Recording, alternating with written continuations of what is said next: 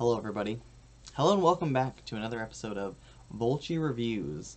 And today, on this review, we're actually doing something a little different.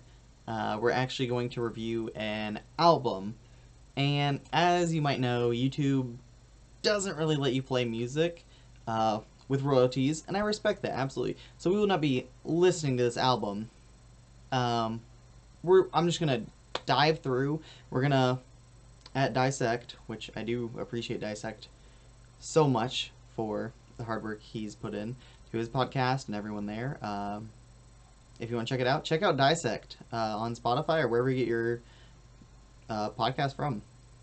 But with that being said, let's bring it out. We can't roll it out, but I'll show you what we got here today. Well, we've got Steve Perry's Traces. It is a, we got the LP. Let's pull it out. Let's slide her.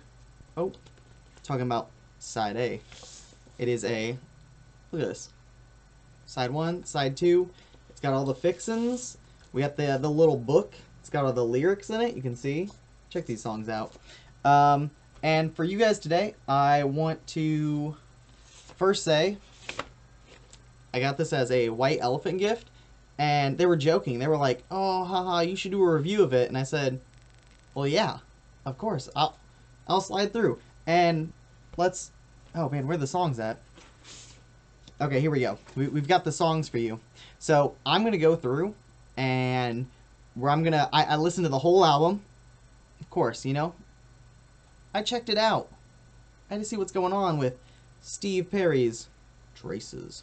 And yeah, let's go through it song by song. So we've got our notes here, lovely notes that we took on the album. I really want to, how do I just gonna like hold this up? We'll hold this with one hand. I really need like a little shelf. Someone give me an elf. I hear they come with shelves. So let's go through here. Song 1, No Erasing. It sets up a romantic idea that memories are forever. No erasing. You can't erase the memories. 2, We're Still Here. Talks about object permanence. Next one, Most of All. This one's definitely, I feel, about loss.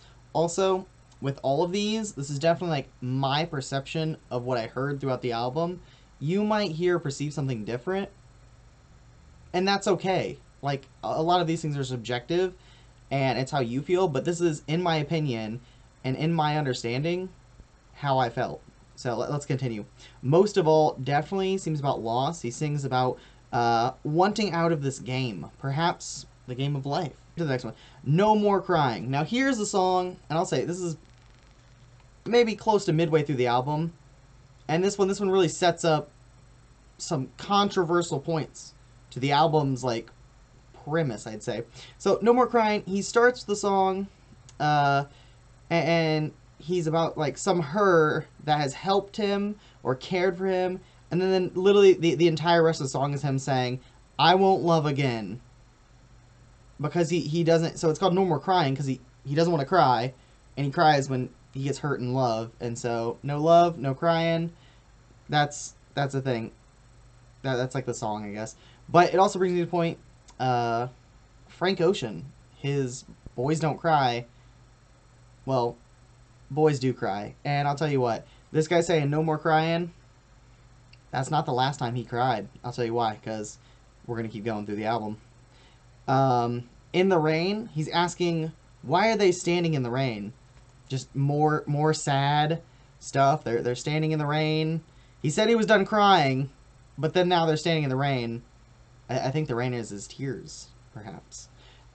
Sunshine's Gray. So this is when it turns. There's an upbeat intro. Says, we'll love again. So he gave up the no love thing, because obviously he's saying we're going to love again. And then, again, it brings me to the point, did someone, like, die? Is this album about, like, death and loss? Or is this album about, like, a bad breakup, or, like, a divorce or something, or love? It seems like it's weird because it's like vaguely in the middle, and with a title like Sunshine's Gray, it could go either way. Next, this song was a little weird. It's called You Belong to Me, which I guess it kind of speaks to that like old mindset of like, and I wrote down here, it says weird old school ideas of ownership. Because like, yeah, I mean, it's like you saying you belong to me. Well, like, that's kind of like, kind of not cool, I guess. Like to say that someone belongs to you, like to assume ownership of a person. And that actually brings me to the Frank Ocean line when he sings, maybe someone isn't something to own. And I gotta say, I'm with Frank Ocean on this one. Maybe someone isn't something to own. So the song "You Belong to Me," yeah, you can just skip this one. Um, Next one is "Easy to Love." See, now that's what I'm talking about. Easy to love. Don't make things difficult. Romantic cliches over a soft beat. It says, what was it? Less. Oh, that's what I wrote. Less sad dad stuff and more back to the romantic. Because I feel like this album has a weird duality of part sad boy stuff or like sad dad stuff or sad person stuff, and it splits as like sad person stuff. Love is the most beautiful thing, and then it's like we sad again, and it kind of teeters back and forth. Next song, "I Need You." He's like, "I need you." And this one, he sings, "Come back, I am lonely." What seems to be obviously touching. He's like, "Come back, I'm lonely," but it could also speak to a little mental manipulation, a little psychological manipulation within a relationship, and that's not healthy. So saying "I need you" to some extent could be like seen as like a romantic gesture, but it can also be abused. So don't abuse your needs, because maybe what you need is a little R&R, a little rest and relaxation. And listening to this album might not get you there. We'll get to that. The last song here, it's just called "We Fly." And if you're like me, you're thinking, oh, "We Fly"? We got the chainmail on. We got the chainmail. We got the Beats by whatever company this is. We got the IUP de Cachon, the Sugar Shack hat on. Dude, we're looking good. We got the Hop River, little support. And "We Fly," but it's not that kind of fly. He's talking about, I mean, look at this album cover. He's talking about some angels in the sky. Look, you got Bongo Baby. You got, what else we got? There's some grapes. Somewhere. Oh, look at those magical grapes. There's all sorts of stuff going on. On the front side here, there's like the what is it, the Golden Gate Bridge? My goodness, look at this. There's all sorts of stuff. Little guitar, little space. There's a little snake on wine. Snake on wine! But, so with the song "We Fly," it's actually quite a short song. If we look at the lyrics here, it literally just says, it says some stuff, and then it says "We Fly." So, yeah, in conclusion, like, he doesn't move on. He says, like, "Oh, I'm never gonna love again," but then he's like, "I need you." So, in conclusion, the album... Oh, that's what I said. The album's like a dragon roller coaster ride that you'd see at like your local fair, where it just kind of goes like... So, it never goes really too high or too low, but the entire thing is kind of just sad. Like, not just the roller coaster, the dragon roller coaster, but like the whole fair, the whole festival itself is kind of just like... It's kind of sad. And then that's really how I feel about this album here. The title "Traces," it kind of speaks to like how you remember things, or like you leaving things behind, like they're left in traces. They're left in little, you leave traces, so like traces of memories, stuff like that. I really can't say after listening to this, but we'll say here, I gave this album an entire listen, and we're sitting here, we're gonna say 2 Pias. 2 Pias out of 5. Honestly, I got it as a white gift elephant.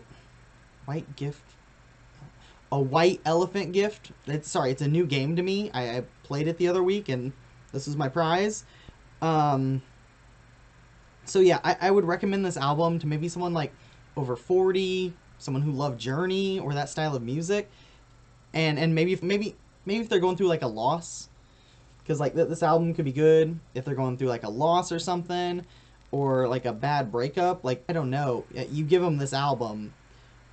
But other than that, I really I'd have to say, guys, 2 Ps out of 5. I think that speaks for itself, and then that's in the music department. That's being generous. And I gave it 2 out of 5, and I'll tell you why. Because, well, it's like Journey. Like the guitar and the production of this is really good. The production of this album is really good. Just like the lyrical quality, not great. I mean, let's just pick a lyric. Here we go. And here's the chorus. And though we're miles apart, you belong to me. See, like I said, out here owning people. Okay, Steve Perry. Yeah, like we're gonna put this one away. We're done here. That's my review of Steve Perry's album Traces. If you want to listen to it, you can find it on Spotify. And I want to say thank you guys for watching, and like and subscribe. You know, check me out.